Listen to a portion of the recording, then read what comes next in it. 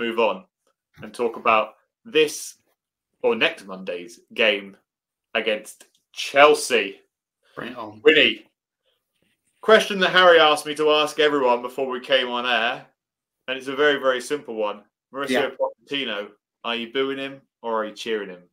I am absolutely booing the fuck out of him. I don't care. I really don't care.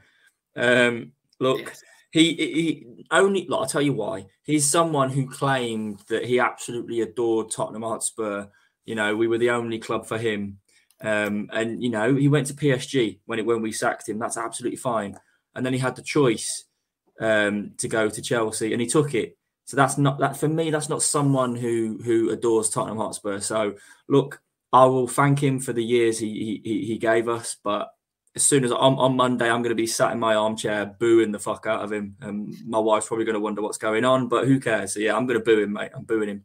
Thank you. Yeah, do you know what? It is an interesting one, definitely, because you know what I find hard is that those fans that were sat there singing his name before we appointed Ange Postecoglou are the same people that are going to boo this man. They were the same people that on Twitter started, you know, saying no to Postecoglou before he joined, and they're now the same people singing his name week in, week out. The issue that I have with this is you've either got to be one or the other, but I really do agree with you, Wynnie. Luke, that's okay to keep flipping, but you've got to sit here and admit when you're wrong, because very few people who use the no to Postecoglou hashtag are admitted they got it wrong. They've just gone quiet. So that's my problem. Yeah, so, you know, it breaks my heart, but I completely agree with you. I think once you step that line and, you know, it's even certain things in interviews, you know, whereby he said, you know, Chelsea are the biggest club in Premier League history. You know, things like that really value. There are ways that you can change your words and there are ways to do it. I don't know if anybody saw this week the new episode of A League of Their Own.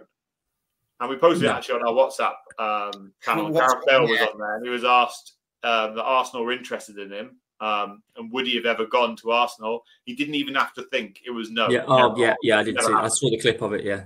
And that's, you know, the kind of things that you need. And yes, I understand managers, you know, fickle business. I understand that he was dumped by Daniel Levy, you know, after he wasn't given any money, wasn't, you know, invested in and so on and so forth.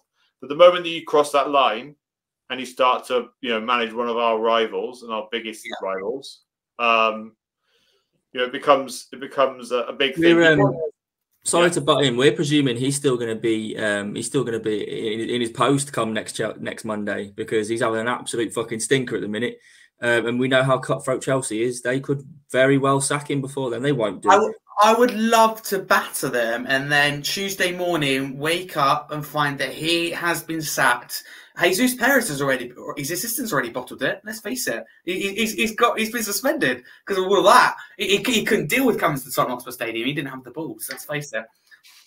He never got suspended before, as far as I know. So, you know, I'm very unlike him. Yeah, and also I think, sorry, to finish off my little rant, was that he once came out with a quote and he said, I will never manage Arsenal and I will never manage Barcelona. In my opinion, the same thing applies to Chelsea. Yeah, you know, when it comes to the Arsenal and the Barcelona things, you know, because of his previous at Espanyol and obviously Spurs. So to suddenly do a big U-turn on that for a big bit of this really does grind my gears. But anyway, let's not forget the Battle of the Bridge as well. Because that was such a pivotal moment. He went through it all, and then he's gone back. You could see the passion was there. He was involved in it all. That's what I failed to understand the most. Is that fake? I can't. As a manager, whether I like, you know, if you're attached to a club, I'll never go against the club. I know he said he'd never go against Arsenal, but he knows that Chelsea is a big derby. He was at the Battle of the Bridge. He was in the middle of it, giving the pushing and shoving, being pushing and shoved. So I'm not having it. It is plain white line. And I don't know if you're going to ask me anyway, Luke, but for me, it's you only need half a brain cell to boo him. People saying as well, and there's also people I like saying that they want to remain neutral on it. We as fans, because I'm going myself, want to make it as toxic and as hostile as possible for any opposition, let alone a big, you know, London rival like Chelsea. That includes their manager. He'll be booed, and I think there should be chance against him because he's crossed that line. thank you for everything you've done, but you've gone to our biggest rivals, and don't want him back either. So it's, for me, as far as I'm concerned, it's very simple. It's like asking something really basic. Do you want a little bit of food or a lot of food? You're going to go with a lot of food. It's something like that. It's very, very simple. So I failed to understand. Maybe I don't know if it's jealousy. I don't know what it is. But you need to have a good, hard look at yourself if you're going to be cheering Pochettino on Monday. Yeah. But I will let people know you can remain neutral. That is also an option. And so, we should respect whatever decision you want. Callum, you've been sat there quietly, probably playing Football Manager as we speak. What's your, really quickly, because we want to quickly talk about the game. What's your thoughts on that? Yeah, I'm kind of like the other two guys. Thank you very much to Pochettino for all he did for us. But he made that decision to go to one of our biggest rivals. So he's an opposition manager.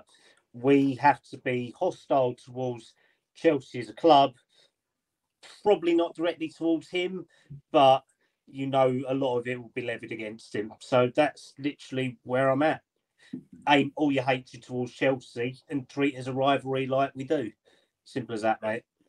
Exactly. I think, the level should, in my head, it goes like when he comes out of the tunnel, the boos start, but any other kind of wording or any kind of other thing like that should, be left at that. But anyway, Harry's got to leave us while we continue to talk about Chelsea. So, H, before you go, can you give us your score prediction for Chelsea as you'll be at the game? Yeah, I'm going to be bottom of the table anyway, so I might as well just go for it. Be bold, 3-2 Tottenham.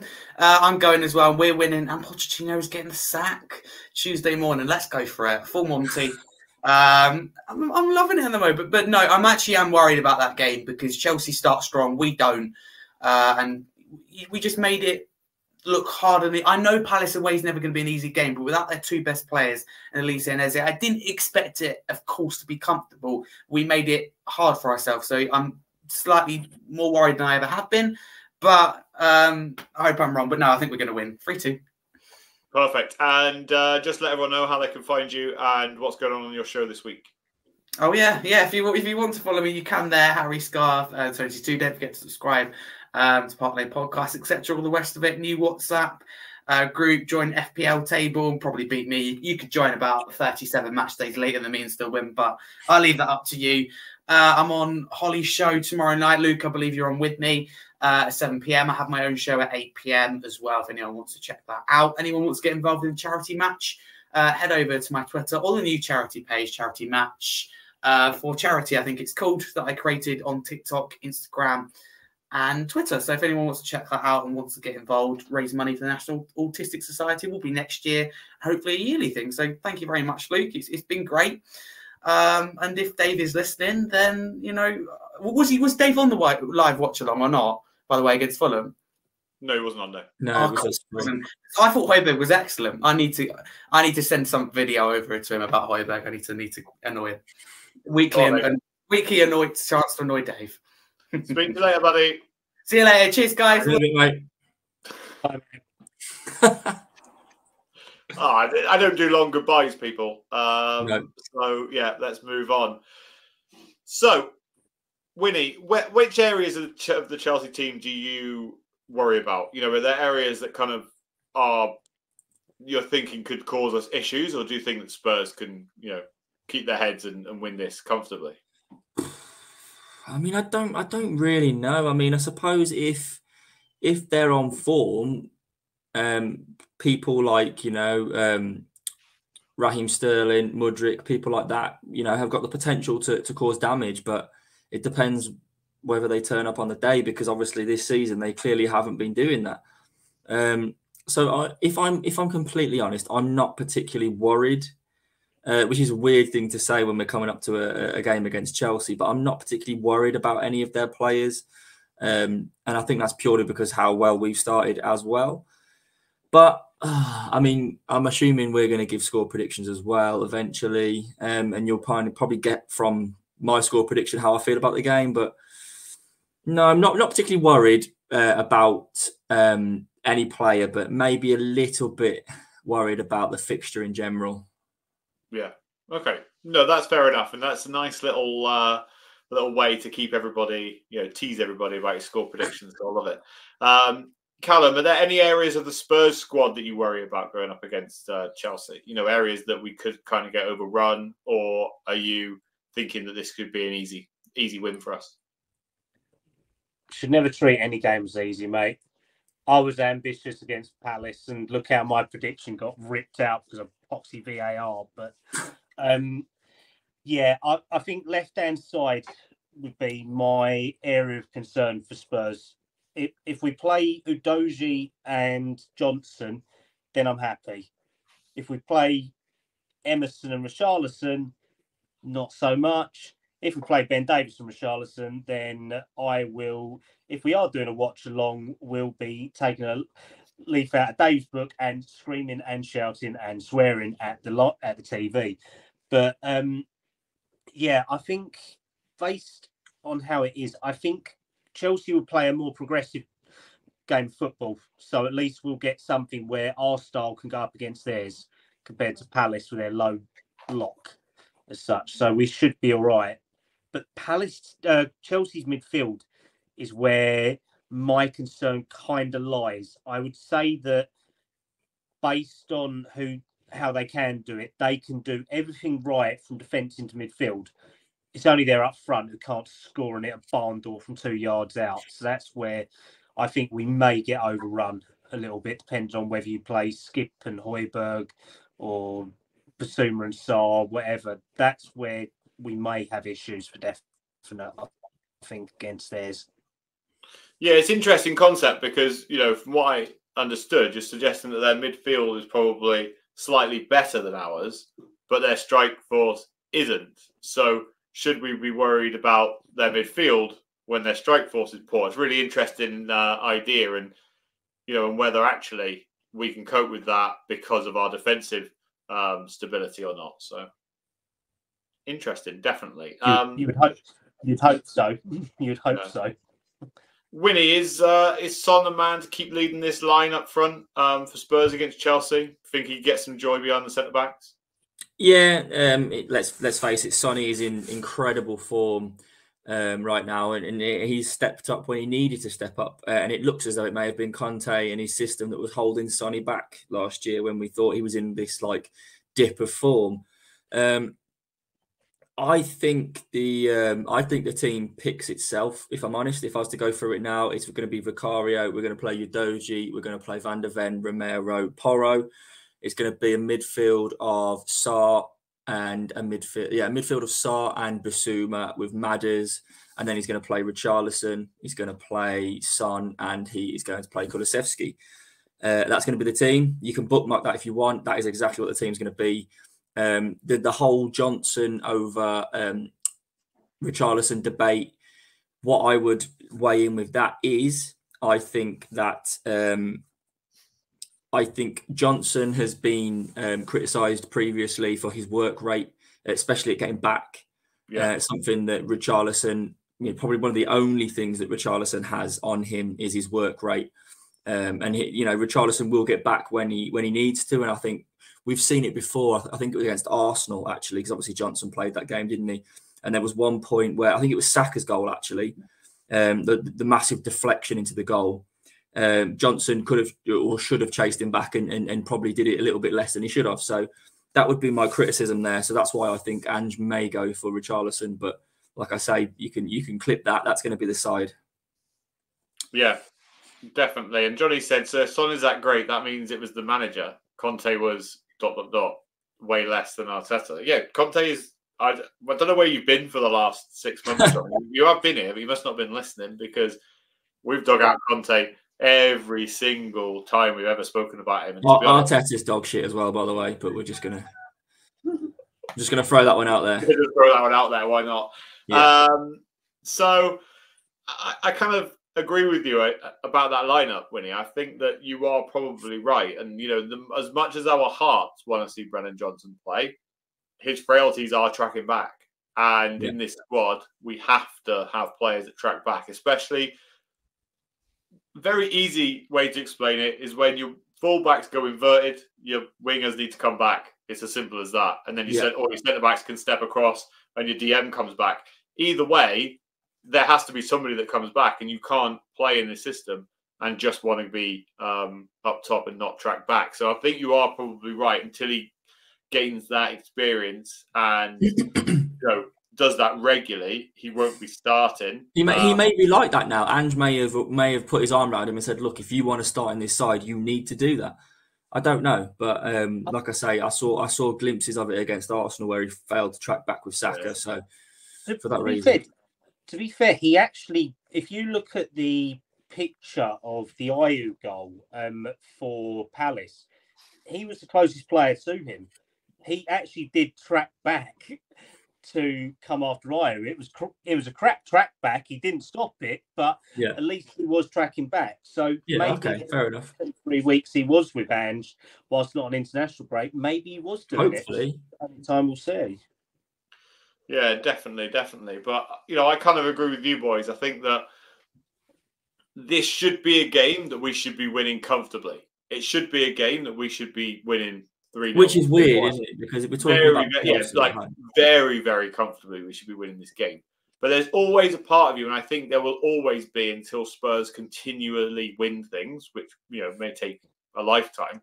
But until that happens, there will always be that worry in the back of your mind that going up against Chelsea in a derby, in a hostile environment, against your rivals, we cannot perform. But we went to the Emirates this season already, and we didn't play great at times, but we managed to get a point. And, their goals were from, a deflected goal and a penalty. Deflection. And so, there are signs that this team, can cope with it. And let's be honest, how many players are still there that have been part of these defeats or these games that haven't gone well, or this, in fact, this Conte era? There really aren't that many kind of that played week in, week out under that. So there really shouldn't be any of that. And there really shouldn't be any fear going into this game. It should just be saying, look, we're top of the league and we're playing 12th. We should be winning this fairly comfortably. And that kind of is a really good segue into our weekly score predictions. And do you know what? To make it fair, as I'm in the lead, I'll go, sort of first this week, because Harry's already been.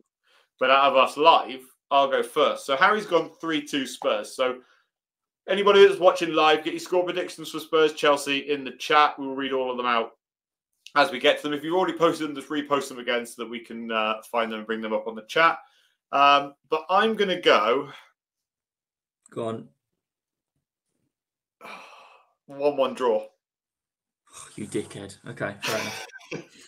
1-1 draw. Kallum, I'm coming to you next. 3-0 Spurs. He wants to stay at the bottom of the table, bless him. Do you know what? No, do you know what? And I'll talk about why I went for 1-1. Because I think, I went for it because I think that's what the score's going to be. But the reason why I was umming and ahhing about it before I said it is because I'm top of the league.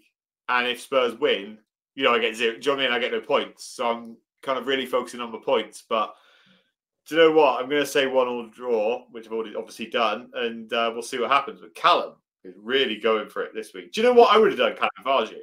I'd have gone 2-0. Again, just keep going 2-0 every week and see what happens. No, but the thing was, they got twatted by Brentford yesterday at home at Stamford Bridge. They're away from home. They've been winning a couple of games at home within reason. They've been dog shit on the road. So if Brentford can do them 2-0, we could do them 3-0. Hands down, mate. So I'm going to be ambitious. Might as well. No, fair enough. You might as well be, mate. Johnny went for 2-2, and Thomas went also for 2-2. And Wynnie, I have a sneaky feeling that you were also going to go 1-1. No. I wasn't. The reason why I said that is because I was hoping we would pick a different outcome. So there would be a different, a bit of a change at the top. But 2-2 draw. That was my initial thought. 8-1 Spurs. Wow. Okay. Yeah, 8-1 Spurs. Total demolition incoming. Chelsea will be humbled. Okay. So no, I'm going to go 2-2. What's he been smoking? I think it's a potential banana skin. any London derby is a potential banana skin, regardless of form. Form kind of goes out the window, really. Yeah. So I think we are capable of scoring, you know, kind of at will against them. But I don't know. I just feel like their players, Pochettino, the occasion might make the game a little bit different. So yeah, I'm going to go with 2-2. Yeah, big up to Jay who said 3-1 Spurs. Yeah. And James Yee Paratrooper who went for 8-1 Spurs. Make sure you're hitting the subscribe button for that ridiculous comment, and we'll happily have them week in, week out. Thank you very much. Yeah, we are still waiting on Dave's score, so I will get that from him this week. Before we finish, Johnny said, if you win 8-1, I'll shave my head and tattoo Richarlison and Son, the best in the world, on my chest. Not sure why you have to shave your head to tattoo your chest, but fair enough. Can't you tattoo that on your head, Johnny, instead? That'd be even better, mate. Yeah, fair enough. But that kind of wraps us up this week. We won't be back next Sunday at 7 o'clock because, once again, we will be doing a live watch-along. So we will be here watching the full game. We'll be on before the game and after. So join in next Monday, not this Monday, next Monday, 7:30 p.m. as we probably be three of us again. As myself, Kallum and Wynnie sit through another 3 hours of Spurs, and we'll bring you all the kind of lowdown as it goes on. We're working on something this week to to make it a little bit easier, so we're not all miles behind of each other at the same time. So hopefully, my IT man Kallum has sorted it all out. But we'll be here. We'll be back the following Monday for a live watch along. Wynnie, thanks again, buddy, for coming on. How can everybody find you? Wynnie1991 on Twitter, and obviously Park Lane admin. But all I can say is just, if you're not already, just hit the subscribe button, because it makes a big difference. I know that's quite cliche and a lot of people say it, but it makes a big difference to us in particular, because the bigger YouTube channels and the bigger creators that have massive subscribers, one probably doesn't make a difference, but to us it makes a huge difference. So if you are watching this and you're not subscribed, it literally takes 2 seconds. Just go and do it.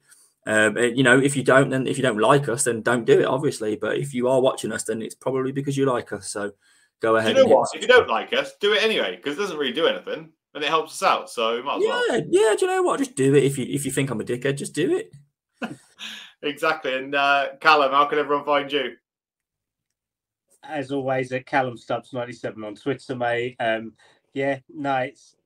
It's always good to be on here, and I am working on some different options for the watch along, so I will be having a look and I will be keeping everyone briefed. So hopefully we'll do stuff where it's not just me with good internet and the other two with crap. So excuse me. Who was when I eventually came on at halftime? Whose stream was ahead?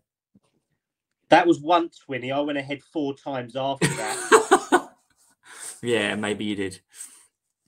Big up to August Lever as well. Oh, by the way, if you're going to join the watch along and be an arsehole, you will be blocked immediately. So don't start all that nonsense again. But anyway, let's not go on to that. Let's wrap this up. If you want to follow me, it's Luke_Park Lane. But more importantly, make sure you are subscribing to the channel. And, if you watch any of our videos, watch all the way through. Because as Wynnie said, even one new viewer, even one new one new subscriber on podcast, one new listen on Spotify, Apple Music, wherever you get your podcasts from, it really does help us out. And I do see them coming up, and I do get the notifications of who has subscribed. So, I want to thank everybody in recent months and weeks that has, and I want to thank the people that come on every single week on this channel. There's a few of you. We've not got a huge gang, but we're growing, and I want to thank you all for every week, even this week, throughout the internet issues that YouTube has been having. I just want to thank every single person that's tuned in, and we really do appreciate you all. Anyway, enough of that. We'll be back next Monday, 7:30, for a live watch along of the Chelsea game and potentially some booze from all three of us. Until next time, a big come on, you Spurs. Come on, you Spurs. Come on, you Spurs.